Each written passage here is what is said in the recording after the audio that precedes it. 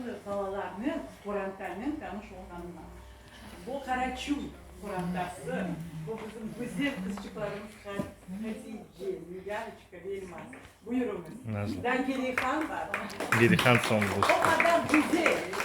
Ana dilinde şiir, maşallah, tek ana dilinde laf edelim. Maşallah. Aliye Hanım anası, Asakil, baba Yukonlardan.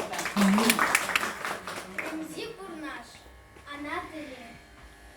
Her bir halkın öz dili var, yerisinin sırdaşlar.